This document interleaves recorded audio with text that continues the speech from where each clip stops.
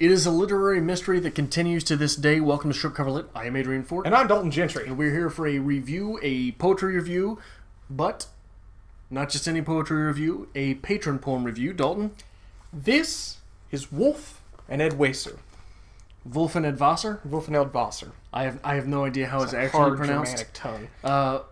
We will have 6 good things, 6 bad things, a reading of the piece, 2 readings of the piece, favorite quotes, full literary analysis, a recommendation, and a rating after the bump.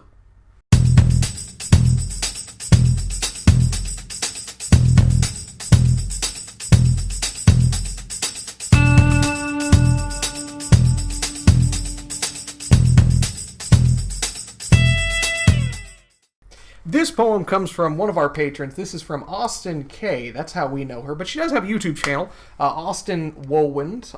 Wohlwend. That hard Germanic tongue of this. Wulf and Eadwacer and Wohlwend. So make sure you go down below, hit subscribe to her channel. And this is for her, this nightmare of a poem. Yeah, this is... here's something I want to note immediately. When you Google the title of this poem, the first thing that pops up is a big blurb from the wiki article that literally says, Wulf and Eadwacer is an Old English poem of famously difficult interpretation. Yeah. It has been variously characterized as an elegy, as a riddle, and as a song or ballad with refrain. Thanks. Yep. Thank you. So, a reading of Wulf and Eadwacer. Yes. It is to my people as if someone gave them a gift. They want to kill him if he comes with a troop. It is different for us. Wulf is on one island, I on another. That island surrounded by fens is secure. There on the island are bloodthirsty men. They want to kill him if he comes with a troop. It is different for us. I thought of my wolf with far-wandering hopes. Whenever it was rainy weather and I sat tearfully, whenever the warrior bold in battle encompassed me with his arms, to me it was pleasure in that. It was also pleasure. It was also painful. Wolf, my hopes for you have caused my sickness, your infrequent visits. A mourning spirit, not at all a lack of food. Do you hear, Eadwacer? A wolf is carrying our wretched whelp to the forest, that one easily sunders, which was never united, our song together. That means things. Would you like to read it? It is to my people as if someone gave them a gift. They want to kill him if he comes with a troop. It is different for us. Wulf is on one island, I on another. That island is surrounded by fens, is secure. There on the island are bloodthirsty men. They want to kill him if he comes with a troop. It is different for us. I thought of my Wulf, with far-wandering hopes. Whenever it was rainy weather and I sat tearfully, whenever the warrior, bold in battle, encompassed me with his arms, to me it was pleasure in that. It was also painful. Wulf, my hopes for you have caused my sickness, your infrequent visits, a mourning spirit, not at all a lack of food. Do you hear, Eadwacer? The wolf carrying our wretched whelp into the forest, that one easily sunders, which was never united, our song together. Okay. Would you like to read it in the Old English? It's beautiful. Beautiful, absolutely beautiful. There was one line, because I did listen to it in the Old English. I think it was the rainy weather. Rainy weather is almost phonetically, is that the word I'm looking for? Ronnie Feather. Yeah, Ronnie Weather. Okay, so 3 good things. Keep that up. Bring that over here. We'll have to reference it. Did you have a favorite line? No, I didn't pick a favorite line. Although I do think an important line is a wolf is carrying our wretched whelp to the forest. That is a good line. It is a good line, and I think it's a very important line to this. I took a special interest, as I often do with poetry, with the first stanza. It is to my people as if someone gave them a gift. They want to kill him if he comes with a troop. It is different for us. Wulf is on one island, I on another. Okay. I think that tells you a lot very quickly, doesn't it? I think so. Not with telling you, but with what must be going on. Yes. Yeah. I will say very wholeheartedly that we are probably the only people on BookTube who have tackled this poem. Maybe the only ones who have heard of this poem or care about this poem. Austin knows about this and cares about this. So you speak so braggadociously. I speak braggadociously because I think Austin was like, I'll get them. Oh, this is going to be a nightmare. But anyway, 3 good things, 3 bad things about this. Good things. This has to be appreciated for its age. This is one that's been around for a very long time and has withstood the time. The meaning to this poem can change infinite amount of times with its interpretation. And there are poetic elements here that, despite the age, are still in place. They still work today, despite the age and numerous translations. This is an example of the mystery surrounding a text adding to the experience. Okay. Because I think when you read this, because it is a mystery, you see a lot of living text here. Right? Yes. 2, this is high English drama, isn't it? I'd say so. I think with any way you interpret this, this is high English drama. 3, it is super interesting to me to see texts/emotions from so long ago. Okay. Right? Especially things like the rainy weather line, sadness. Yes. You do have to appreciate things like that. Yeah. Bad things. You're going to find countless translations. We actually have the same translation that we researched on this one. But if you look at any other translation, entire lines are different. It's not just subtle things. It's completely different interpretations, right. Completely different translations. No matter how hard you try with this one, you're not going to figure it out. This is one that you have to just say, I think this is what it's about, and move on with your life. And finally, this isn't going to feel like a poem. This is an old text. This isn't going to follow the normalities of poems, whether it be classic poetry, modern poetry, whatever. This is just a text. Okay.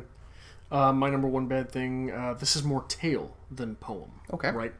A lot of the things which adorn poetry do not adorn this text, mainly because, like you say, it was not necessarily written as a poem. Okay. It was written this way because this is the way things that were written were written. Number 2, there might not be enough here. Number 3, boo for a title that the poem doesn't actually have. Okay. Now, we like to... Whenever we bring in other people's research to this, we like to cite it. Mm-hmm. A lot of the things that we know about this poem we got from the Wikipedia article. Yes. Right? And one thing that you will pick up on immediately when reading this, and it does mention it in the Wikipedia article, we don't know if this is where this text begins. Yes. This is where the part of this text that we have begins. So that poem title was given to it. Yes. Let me take a second here to speak. If you are watching this channel because you are researching, writing a paper, something like that, don't use the Wikipedia article as your source. The Wikipedia article is great to let you know what you're talking about, give you the history of this piece, when it was published, things like that. Ground-based knowledge. Ground-based knowledge. And in this particular case, this gave us a translation, which is the one we use. That's why we stuck with it. But we have kept our ideas and our thoughts on this our own. And are you ready for this? With those Wikipedia articles, one thing that might help you if you are doing research, at the bottom they have a sources link. Yes. A link for sources that were used for the article, which... But I guarantee if you turn in a paper, especially at the college level, even the high school level, and you cite Wikipedia, they'll burn it. They will absolutely burn it. I don't know if that's true, especially in today's world, but why would you cite Wikipedia when you can go to Wikipedia sources? Exactly. And read it for yourself. So I feel better about saying that. Anyway, let's talk about the classification of this poem, because that was a major part of what we have read about this piece. You said this was just the way things were written at this time. Right. Which would make it very much ballad. This is not a ballad. No, not what we have. This is very different than a ballad, and it's very different than anything that would have been present at that time. How so? You know not to just throw things out there with me, Dalton. I know. I think there's a little bit more going on here. This doesn't read like a ballad. Most of the literature of this time that you're going to get is a ballad, an epic poem, if you will. This does not feel like that. Now, it is mentioned that this could be a fragment of something bigger, of something greater, and that's a possibility if we do have a small snippet. But when taken from this aspect, this is not the tale of a great journey or anything Is it it? not? They're on separate islands. Why are they on separate islands? What's the relationship of these two people? And see, this is where the interpretation, where we get into interpretation. Because this is what makes this poem so famous, and why Austen decided to torture us with it, is the interpretation is so difficult. Yes. What's this poem about? Who are the characters? I am not sure. It is assumed that we've got a female speaker. Yes. And a male, which is Wulf, who is separate. Okay. I don't know that I am necessarily comfortable with any assumptions being made on the part of this. Okay. I think that when you're looking at this, I've got a lot of questions about it. Yes. When Adrian read this, you have a female narrator. Wulf is a character. Yes. Who is Eadwacer? Well, the Wikipedia article said that Eadwacer, or I believe, maybe I'm wrong, this would be Eadwacer. Was this written before the First Great Shift? I'm not sure the timeline. But it said that translated roughly to landowner, I believe. So it's hard to say with anything. Really. Okay. Now, reading into the interpretation from the Wikipedia article, I think a point could very well be made that this is a lover's triangle. Yeah. Where Wulf being one male lover, Eadwacer, whatever you want to call him, being another male lover, and then we have our speaker. Well, I think if you're looking at it that way, Eadwacer has to be the husband. Very much so. Whereas Wulf is the lover. Very much so. Right. And then you get the inclusion of the possibility of a child. Because Wulf is W-U-L-F in the translation, whereas later she refers to as a wolf, as in the animal, lowercase, like that, carrying away our whelp. And a whelp is symbolically a childlike thing. Isn't a whelp a mythological creature? Is a bird of some kind? Nothing? I have nothing on that. Okay. I'm pretty sure a whelp is some form of bird creature, and a whelp is usually classified as like the smaller, like the offspring. So do we have a child here as well, which would strengthen the argument for the lover's triangle. Yeah. But holy hell. Yeah. What I want to know is this a literal writing? Is this perhaps religious text?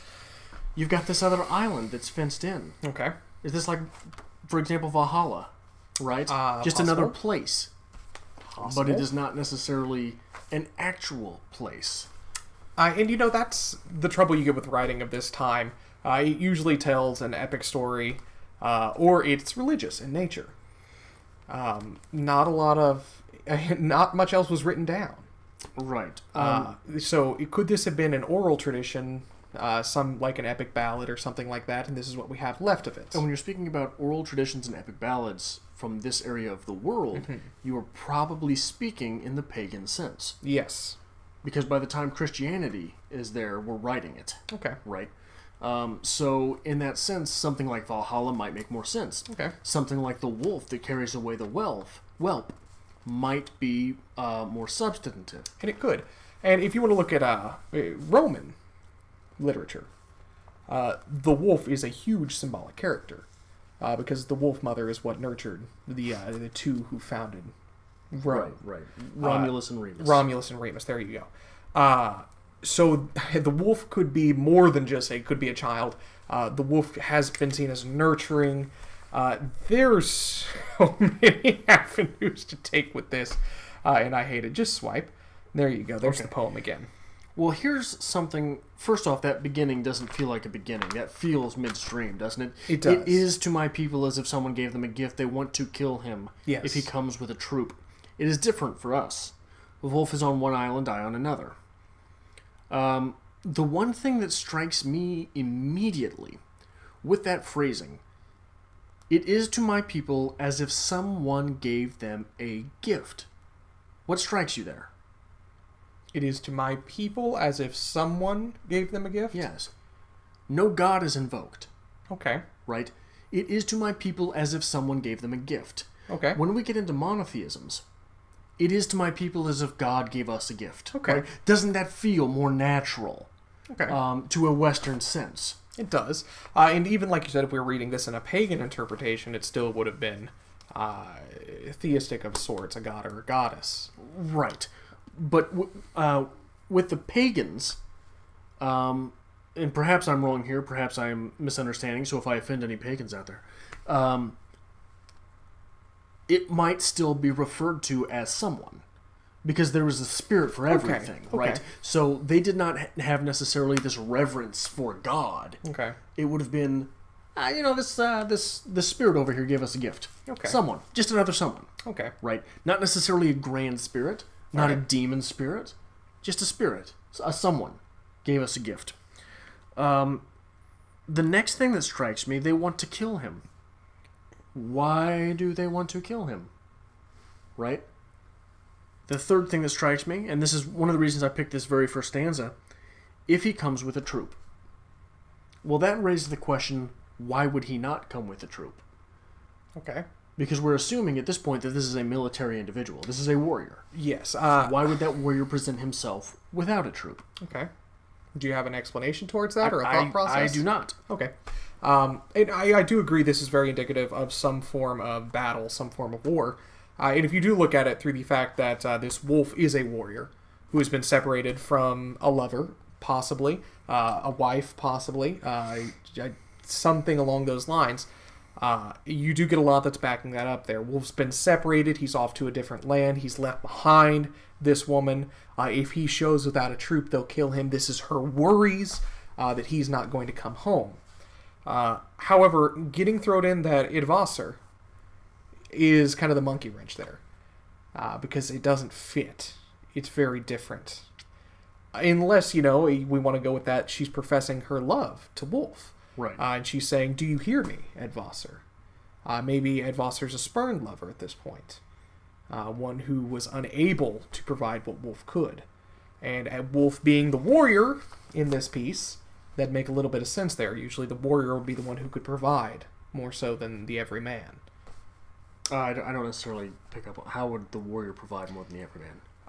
The warrior would have a system of income. The warrior could capture what would be needed to provide, would be able to allow this group of people to survive. I would see a warrior as less able to survive or provide. You think? Yes. I don't know that warriors would have been paid at this point in time. Okay. One. Two. Now, are you trying to still read as Eadwacer's landowner? I don't know. Okay. I'm just saying, I'm to contend your point. Okay. A warrior might not be as able to provide because he's also going to be absent. Okay. Right? The everyman, or maybe someone who has passed their military serving age, Okay. They're going to be there all the time. I think that's very different. But okay, listen to this one more time.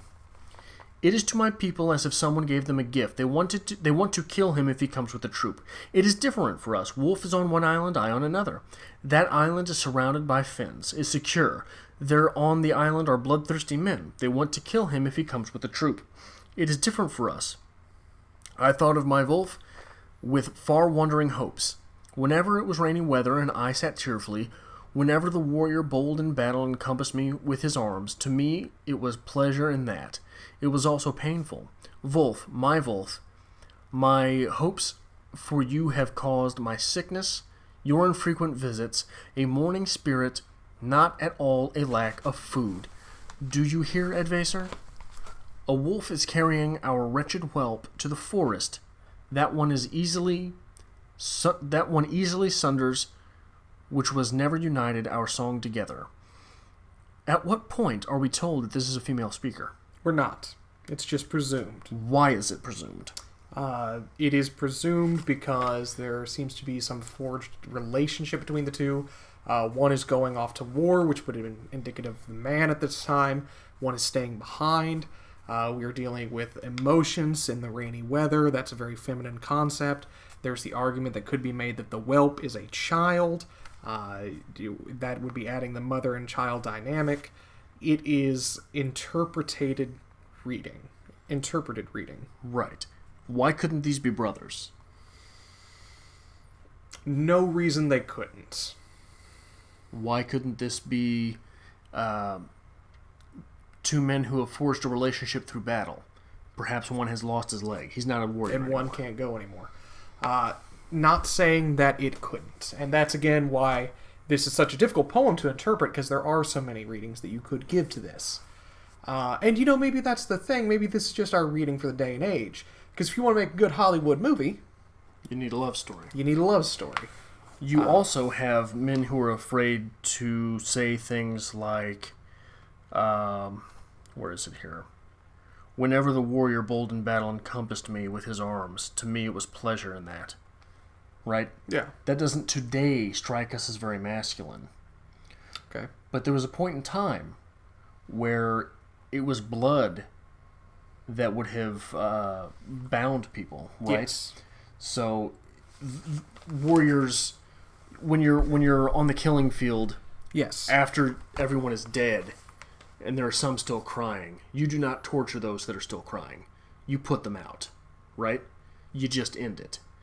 So there are relationships forged through things like that as well. Well, if you want to read it in that aspect, it said, whenever the warrior bold in battle encompassed me with his arms, to me it was pleasure in that. It was also painful. How does that not sound like a battle? It sounds like a battle, and you can also look at the aspect of, in battle, Adrian and Dalton go off to war. Dalton gets shot down. Adrian holds Dalton in his last breath. That's that encompassing embrace. That is something that you will always have, that you will hold dear to you, but it's going to cause you pain. So if that does give a great argument to the interpretation of these are two men, two warriors, one who's gone to battle and one who's been forced to stay. I do like that even in your fantasy wars, you're the one who dies. Well, let's not suspend disbelief too much here, okay? Because I am using you as a human shield. Absolutely so. Operation Meat Shield. Do you have anything more to say about this? Now, I know this video's been kind of off, but this is... You can't really talk about the literature here. You can pinpoint a few things, but this is more of an interpretation to a poem. Yeah, I think that the biggest thing here is the questions that you have to ask. I think this is a very good text for introducing to someone to see how literary a mind they have, right? Yes. Because you can look at... If you read this and it's just like, oh, okay, well, that's what it says. You have to be imaginative with this. Well, you have to ask questions. Yes. And where those questions come and how those questions are asked stands to communicate a lot about where someone is with their place as a reader. Okay. Right? And you have to appreciate this because, it stood the test of time. But as you and I were talking and you brought up, the mystery to this is very intriguing, especially to the reader, to someone who does this for pleasure, for profession, whatever. The mystery here draws you to this. Yeah. It's the uncrackable code. Without that Rosetta Stone, we have no way of knowing what this is. But to be able to crack that would be a huge thing for the literary community. Right, and the fact that it is able to be translated into such simple language. Yes. Right, that is also compelling, because the language is simple, but it's still a mystery. Okay. What would you rate this poem? Because I rated low. I would give this Mystery Wolves out of 100. Mystery Wolves? You didn't rate it all? No. I went the same route as in saying that we can't be sure if this is a complete poem, if this is a reading, whatnot, so I didn't want to give it too big of a rating. It's not hugely impactful in the world of literature, but it has to be appreciated. I gave it 80 impossible difficult interpretations. You say it's not that impactful in the world of literature, but is it? How many people... No, not that people can cite it, but we don't know... How many literary tropes are in this? It could be a big thing. And we have no idea where those literary tropes came from. And there's a reason it's been around for so long. Right. Rainy weather equals sadness, but separated lovers, if that be the case. If I go up to someone and I say, hey, have you ever heard of the book To Kill a Mockingbird? Most will say yes. Yeah. If I go to a literary community and say, hey, have you ever heard of Wulf and Eadwacer? Maybe.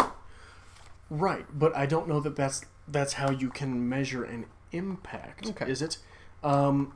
Maybe an appreciation. Right. What would you recommend with this? Beowulf.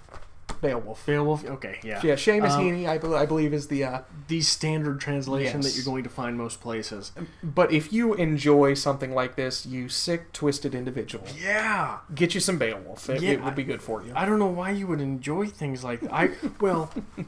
maybe I am being so hard on this because I had to take a class that focused heavily on this era of literature. Really? Yeah, That's rough. yeah. So Did they mention this poem? not that I know of. Exactly. Okay. Okay, I'm going to finish. You can try it. We'll You give can my try end it. card. Okay, you go ahead. Give my end card That's now. fine. Make sure you hit subscribe down below. Give this video a like. We always appreciate it. And if you would be ever so kind, make sure you follow the link down below to Austin's channel, who provided this poem to us. And make sure you subscribe to her as well. We greatly appreciate her as a patron. I can't talk now that I've had to interpret this. And would really appreciate if you would help her out as well. Make sure you follow us on Twitter at StripCover and on Facebook at StripCoverLit.